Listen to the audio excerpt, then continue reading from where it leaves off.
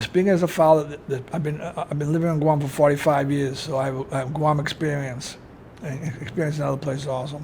And I've been, at least 3 kids have gone through the Seventh-day Adventist clinic, and 4 kids have been seen other doctors on Guam. First thing is that you are the parent, you are in charge. If you allow a doctor to intimidate you, and if you don't agree, and I've heard this from many parents or many family members say the exact same thing. They went along with what the doctor said, then later regretted it. It's a common problem. We have great doctors on Guam. I've had great experience with doctors on Guam. I have a great experience with doctors even at the Seventh-day Adventist clinic. But if you allow them to make every decision for you and you don't agree with it, but you allow them, you are putting your child and your family member's life at risk.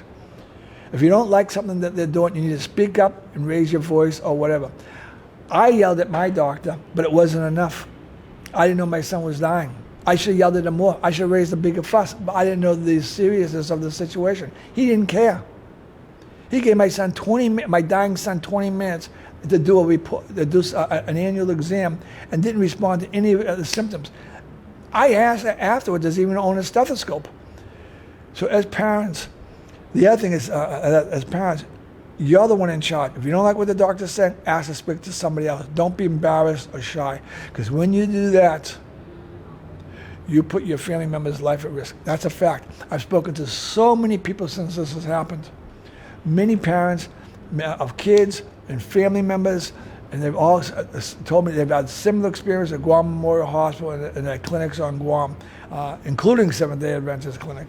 And they all say the same thing. They regret going by what the doctor said. So get a second opinion or do what you want. The other thing is a small thing. If you have a sick child in the morning and you're heading to the clinic, don't give them fever medicine. Because then you're going to get some doctor who can't think beyond his hand, and he's going to say, well, there's no fever now. There's no fever now. Maybe if I didn't give my child the fever medicine that morning before Seventh-day Adventist, my son would have been sick enough as Seventh-day Adventist with a fever for that doctor to maybe have done something. I gave my son medicine like we all do. Got the Seventh-day Adventist. The doctor couldn't see beyond his hand. Didn't want to do any blood tests. Didn't want to do anything else. And that was the end of the story. That was the beginning of the end of my son. So avoid that. Let your son arrive or daughter arrive to the clinic sick so they can see how they really look. Otherwise, they don't care. You're the parent. Take charge. Don't trust these doctors. And remember something, and I said it already. We're dealing with some great doctors on Guam, but some doctors only meet minimal requirements to see and take care of your children. Would you want a babysitter that only meets minimal requirements, or a daycare that only meets minimal requirements, or a teacher with your children? I don't think so. Not if you can avoid it.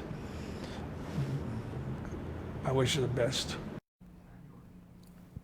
The SDA clinic has